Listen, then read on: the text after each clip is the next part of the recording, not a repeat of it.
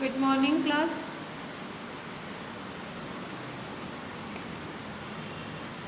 Class 6 का संस्कृत हम लोग पढ़ने जा रहे हैं, जिसमें हम लोग आज के डेट में जो है रिवीजन करेंगे, क्योंकि हमारे जितने एग्ज़ाम में आने थे उतने चैप्टर कंप्लीट हो चुके हैं। और एक बार जब हम अच्छे से रिवीजन कर लेंगे तो हमारे एग्ज़ाम के लिए भी वो प्रिपरेशनस जो हमारी है, जिसको हम लोग को प्रिपेयर करना है, वो सही तरीके से तैयार हो जाएगा। और फिर हम लोग जो है अपने आगे के कोर्स की तरफ बढ़ेंगे। तो ये प्रिपेयरनेस जो है हम लोगों का एग्ज़ाम के लिए ही है, इसलिए हम लोग जो है अभी चैप्टर 1 से लेकर के रिवीजन शुरू करेंगे। चैप्टर 1 से लेके जो रिवीजन होगा वो इस बेसिस पे होगा कि आपका एग्ज़ाम उसी तरीके से होगा जैसा मैंने आपको पढ़ाया है या जो चीज़ें मैंने बताई है। इस क्लास को देखने से पहले आप ये सोचिएगा कि ये रिवीजन क्लास है, ना कि ये ऐसे सिंपल से जैसे हमारे क्लास चलते हैं उस तरीके के हैं। तो ये छोटे छोटे क्लास होंगे, जैसे 10 या 12 मिनट का क्लास होगा, क्योंकि 10 या 12 मिनट में हम 1 से 2 चैप्टर मिला करके रिवीजन बनाएंगे। और उसके बारे में जो आप मतलब पहले पढ़ करके आप आगे बढ़ चुके हैं, तो होता क्या है कि जो चीज़ें हम पढ़ चुके हैं उसको हम वहीं पे छोड़ देते हैं और आगे वाले चैप्टर को पढ़ते हुए हम लोग आगे बढ़ते रहते हैं। तो हम लोगों के एग्ज़ाम में तो चैप्टर 1 से लेकर के चैप्टर 5 तक के आएगा, या चैप्टर 2 से लेकर के चैप्टर 6 तक आएगा। ऐसे ही टाइप का जो भी पोर्शन हम लोगों तक पहुंचता है, जो भी आता है, तो उसके अकॉर्डिंग हम लोगों को जो है अपनी पढ़ाई करनी होती है। तो अभी जो है आपके एग्ज़ाम में किस चैप्टर से किस चैप्टर तक आना है ये भी हम आपको बता देंगे, लेकिन पहले हम इसका रिवीजन करा देंगे। हम ये चीज़ें पढ़ा चुके हैं आपको, ये चैप्टर जो है हमारा चैप्टर 1 चैप्टर 2 ये सारी हमने आपको पढ़ा दिया है। अब इसमें से क्या आएगा क्या नहीं आएगा पर्टिकुलरली तो नहीं बता सकते कि ये आएगा या ये आएगा, लेकिन जो है उसे आप एक बार रिवीजन कीजिए, एक बार पुनः से देखिए, ताकि आपका जो भी कन्फ्यूजन हो वो दूर हो जाए।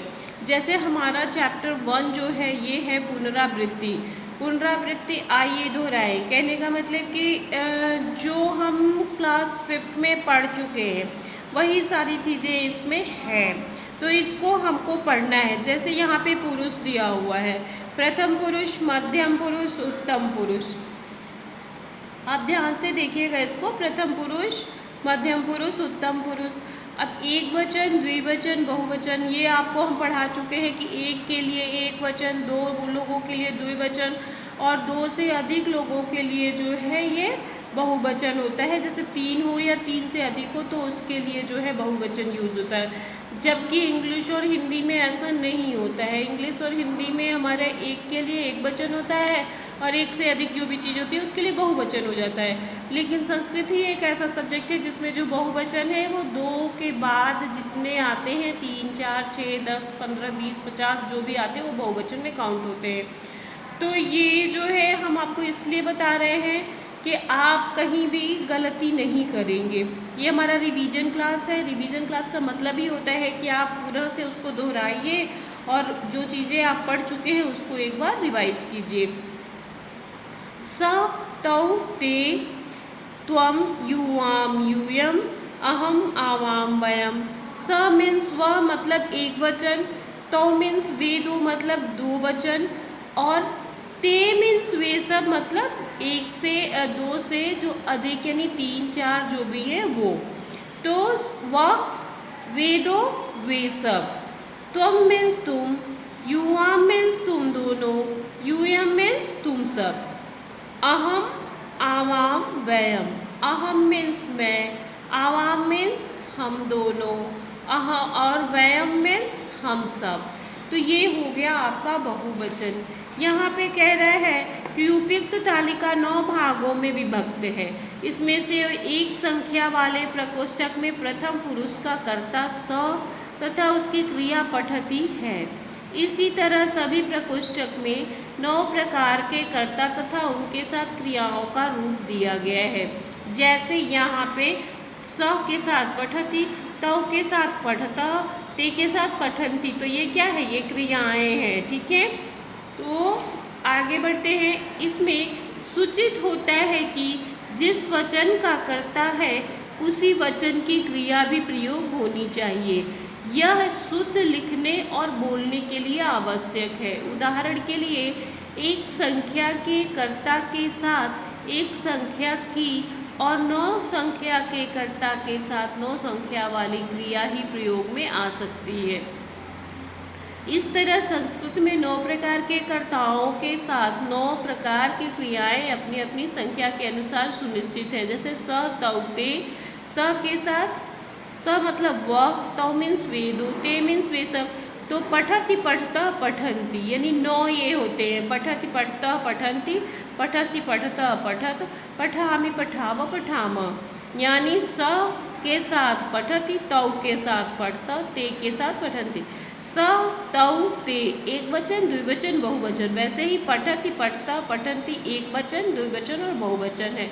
इस चीज़ को आप ध्यान से पढ़िएगा, मैं पूरे विस्तार से आपको इसको बता दी हूँ। ठीक है, अब हम लोग चलते हैं विशेष की तरफ। जैसे विशेष हमारा जो है इसमें ये है कि तत्, तत् मीन्स क्या होता है, वह होता है। पुल्लिंग रूप, स्त्रीलिंग रूप और नपुंसक लिंग रूप क्या होता है। पुल्लिंग और स्त्रीलिंग के रूप में के बारे में तो आप जानते ही हैं, मेल फीमेल। तो स मीन्स होता है वह, ये जो है ये पुल्लिंग है, तौ पुल्लिंग है, ते पुल्लिंग है। लेकिन सा, ते, ता ये स्त्रीलिंग है। सा मीन्स वह लड़का के लिए होता है, सा मीन्स लड़की के लिए होता है।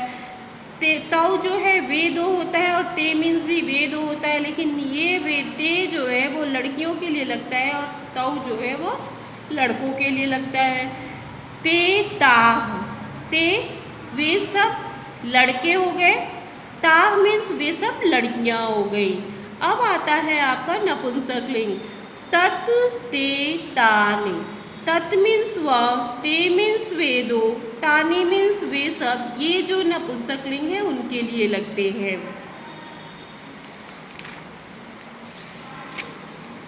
इसी प्रकार से यहाँ पे एतत् मीन्स यह, इदम मीन्स यह, किम मीन्स क्या, युष्मद् मीन्स तुम और अस्मद् मीन्स जो है मैं है। जो युष्मद् और अस्मद् है सभी लिंगों में समान लगता है। जैसे त्वम, चाहे वो स्त्रीलिंग हो चाहे पुल्लिंग हो, वो त्वम ही लगेगा। अहम जो है ये स्त्रीलिंग या पुल्लिंग के लिए सेम लगेगा। युवाम, आवाम, वयम। जैसे त्वम युवाम यूयम, अहम आवाम वयम। ये तुम दो, तुम सब, मैं, हम दो, हम सब जो है, यह वर्ड जो है यह कभी भी पर्टिकुलरली स्त्रीलिंग, पुल्लिंग या नपुंसक लिंग के लिए नहीं बदलता है। यह जैसा है वैसा ही लगता है। ठीक है, ये हो गया आपका चैप्टर के अंदर जो चीज़ था वो। अब जो है आपका एक्सरसाइज ये है, आपने इस एक्सरसाइज में जो जो चीज़ें करी है, जो आपको फिल करने के लिए कहा गया है, पीडीएफ के थ्रू भेजा गया था, उम्मीद है आपने वो किया होगा।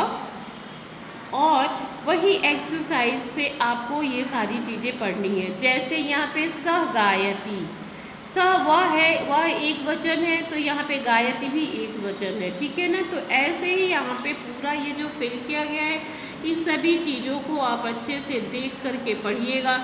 ये मैथ चिट पढ़िएगा, इसके साथ ये जो है आपका जो ये ब्रैकेट के अंदर दिया गया है उसको उठा के यहाँ पे फिल करना है, इसको भी आप ध्यान से पढ़िएगा।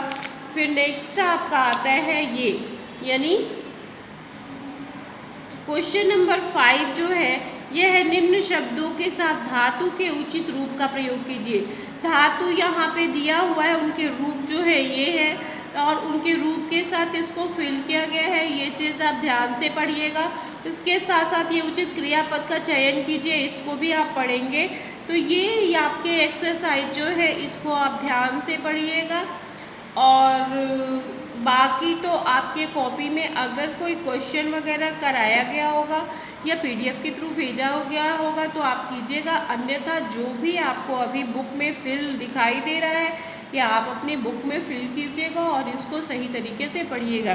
तो आज का हमारा रिवीजन क्लास चैप्टर 1 का यहीं पे समाप्त होता है और नेक्स्ट क्लास में फिर से मुलाकात होगी अपने नए रिवीजन नए चैप्टर को लेकर के।